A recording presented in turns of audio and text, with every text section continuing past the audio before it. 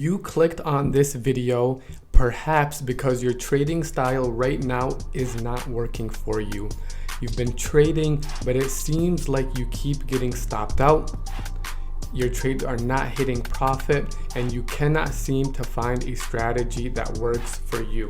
In this video, I'm gonna go over the strategy that I use, the most simple supply and demand strategy that you can trade with. It's gonna be easy to use. It's gonna be simplified compared to whatever you are doing right now. But before I can do that, we need to start with unlearning everything you have learned in the past. And that starts off with forgetting about all lagging indicators. So what are lagging indicators? Lagging indicators are indicators that tell you price is now in a buy zone or price is now in a sell zone, but they tell you when the move has already happened or the majority of the move has already happened. The number one indicator on this list, or the first one on this list, is our RSI. So RSI is Relative Strength Index. And this indicator, I believe, is a great indicator if you are a swing trader or if you are an investor. RSI tells you the relative strength of the instrument you are trading, but it is not great for day traders.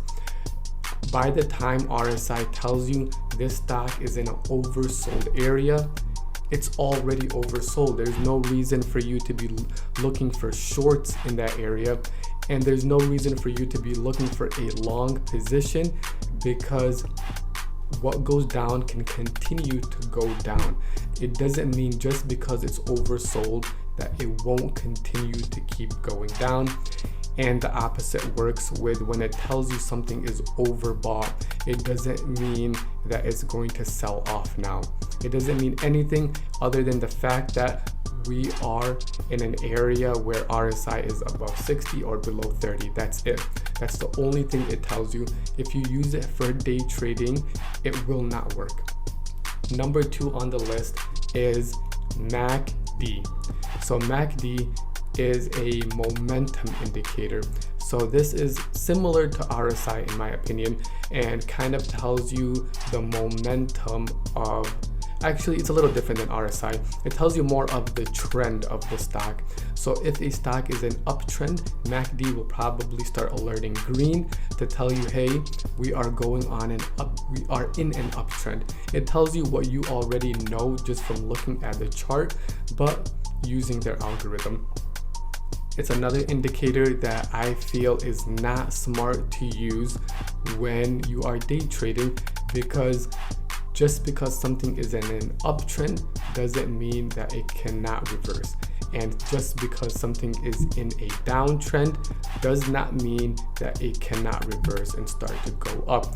There is no exact area for you to know that, hey, we are in an uptrend, this is a good area for me to start buying, or we are in a downtrend, this is a good area for me to start selling, or whatever the case might be. It's a lagging indicator and does not help for those who are day trading. Number 3 on this list are moving averages. I know I'm gonna get heat for this because this is one of the most popular indicator used by retail traders. Moving averages tell you, for example, if you're using the 20-day moving average, it tells you if price is above that 20-day moving average, it's telling you that price is currently above the price it has been in the past 20 days on average. So if Tesla has been at $100 on average in the past 20 days, and now it's above $100 per share, the 20 EMA is telling you just that. You're above the average price from the past 20 days. And the same thing with the 50-day moving average, 100-day moving average. The reason why these indicators are not smart to use is because just because something has went above the 20-day moving average. Of course, maybe it's bullish now, but the move has already happened. It already has shown you that it has a lot of buyers have stepped in. They've pushed this thing above the 20 moving average. Now it's possible that sellers can come in. It doesn't mean that price will continue in that fashion. And if you look back at charts, you can add those moving averages, and sometimes maybe the higher ones work for the higher time frame. So the 100-day moving average using the daily charts if you're investing or swing trading. But for day trading, price action usually just breaks above and below these prices without respecting them at all. It is not an indicator to use for day trading. Number 4 on this list, in my opinion, is most patterns. And I know if you're watching this video, you probably use patterns, whether it's cup and handle, whether it's diamond, whether it's I can't even remember any off the top of my head right now, but most of these patterns do not work. There are so much research backing the fact that there is not a pattern that has shown longevity in day trading or in investing. They just simply do not work. They might work 10% of the time, which is why it is an indicator that brings retail traders back.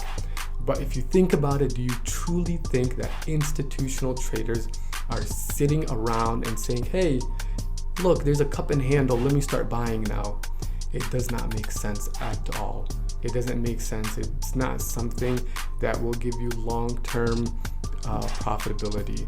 It simply does not work. It's childish, and it's the secrets that they advertise to retail traders and new traders. We've all done it. I've done it in the beginning of my trading journey, but it's what they advertise to us because it's simple. It's basically like some artwork that you're putting on your charts and you think it's going to actually work, but it's not. The only ones that I would say sometimes work is maybe if you have like a wedge, but that's more related to the price action. Buyers are stepping in, sellers are stepping in, and eventually one of them is going to win and you're going to break out of that wedge. Maybe that one works, but that's just about it. Number 5 on this list is trend lines. And I know I'm going to get some heat for this because I know a lot of traders who trade using trend lines, and even I use trend lines sometimes. But in my opinion, trend lines only work if you are using it just to see the trend. So if a price, an instrument is going upwards and you have a trend line that is showing you the uptrend, then it's just for that, just so you can see the uptrend. But to say, hey, this thing has come back and tested a trend line, therefore I'm going to buy, I don't think is the smartest thing, because where you draw your trend line will not be the same place I draw my trend line, and it will not be the same place the next guy draws his trend line. It's just an indicator to see the trend. That's it, trend line, just to see the trend, but not as a buy and sell area. All right, guys. So basically, I told you everything that you've been doing has not been working. Is there a solution? And the answer is yes. There are ways to trade much more simple than everything I just listed right now. It's more simple, and there's more literature and facts that back this, and this is using supply and demand.